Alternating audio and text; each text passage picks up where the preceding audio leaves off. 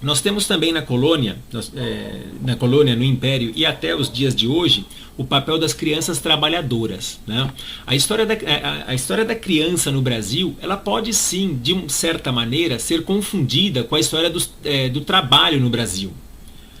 Nós já falamos da criança escravizada que trabalhava, mas antes dessa, né, o navio que anunciou a chegada dos portugueses ao Brasil já trazia consigo um número considerado de crianças marinheiras, né, que auxiliavam nos afazeres do dia a dia das embarcações. Eles eram conhecidos como os grumetes. O que esses grumetes faziam? Né? Os grumetes eles eram crianças e adolescentes que faziam trabalhos manuais simples e recebiam um salário simbólico e às vezes não recebiam nada, recebiam apenas a alimentação por esses trabalhos que faziam. Eles eram recrutados nas camadas mais pobres de Portugal e em algumas situações eles eram considerados vadios, né, ou filhos de vadios e capturados para trabalharem na marinha portuguesa. O que os grumetes faziam? Eles molhavam o convés, né? O navio ele era de madeira, então ele precisava estar molhado constantemente para que a madeira não rachasse, né? se ela secasse.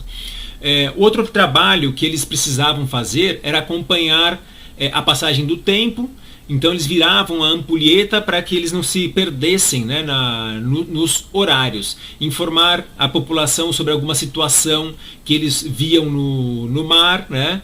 E eles não possuíam cabines, né? Eles eles viviam no convés, eles dormiam no convés, então eles estavam propensos aí a todas as intempéries do tempo, tá? Então eles na chuva eles ficavam na chuva, fazia sol eles ficavam naquele sol de rachar, por isso que eles adoeciam muito, e quando adoeciam, não existia muita condição sanitária a bordo, eles eram, né, invariavelmente morriam e eram jogados no mar. Então era uma vida totalmente descartável. Esses grumetes também eles estavam vulneráveis aos abusos físicos e também abusos sexuais dos marinheiros mais velhos, né? E uma vez instalado na colônia, a situação da criança muito pouco se transformou. Então nós temos aqui que na vinda dos portugueses para o Brasil, nós já tínhamos crianças aí trabalhando. E quando eles vieram aqui para o Brasil, né, quando começou o processo colonizador, a situação da criança também teve pouca mudança, né? Desde o início da colonização, as escolas jesuítas eram poucas, né? Elas estavam aqui para catequizar os índios e também para ensinar a elite. Então,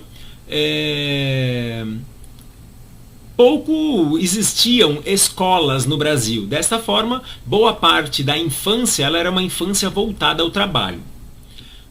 Então, como não existiam escolas, as crianças, né, na colônia, no Império e até na República, elas estavam muito mais voltadas para uma vida no trabalho, né? Tanto é que até o final do século XX, o trabalho infantil continuava sendo visto pelas camadas subalternas como a melhor escola.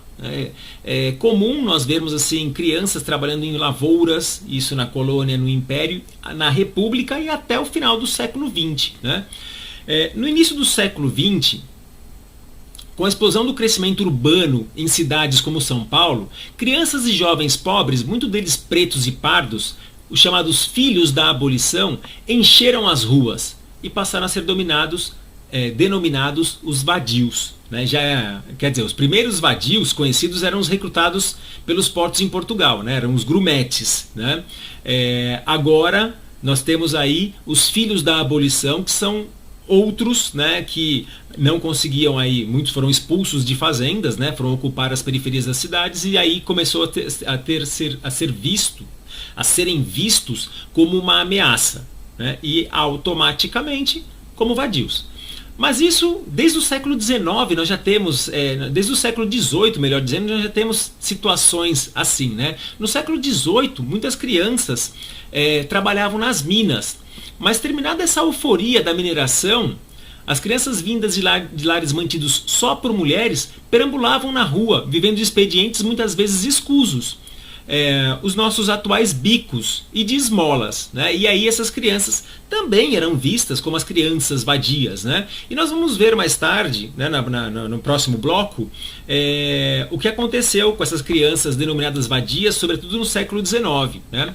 As primeiras estatísticas criminais elaboradas em 1900 já revelam que esses filhos da rua, então chamados de pivetes, eram responsáveis por furtos, gatunagem, vadiagem, ferimentos, tendo na malícia e na esperteza as principais armas de sobrevivência. Se eles eram responsáveis por tudo isso ou não, não sabemos. O que nós sabemos é que os registros policiais davam conta de que eles eram os responsáveis, né? Os vadios.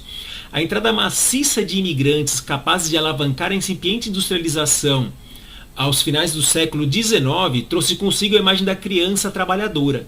Então, assim, você tem por um lado aqueles vadios, por outro lado você cura, vamos colocar assim, a vadiagem com o trabalho.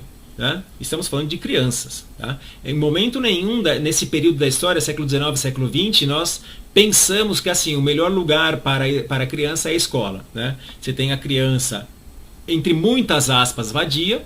Para você evitar a vadiagem, entre muitas aspas, da criança, oferece então para ela trabalho. Mais uma vez, empurrados pela miséria e desprovidos do apoio do Estado, que deveria estar empenhado em educá-los, não simplesmente fazê-los substituir por um custo mais baixo aquele trabalho compulsório que havia sido abolido alguns anos antes, né, o da escravidão, as crianças imigrantes passavam 11 horas de trabalho, às vezes 12, às vezes 9, tendo apenas 20 minutos de descanso.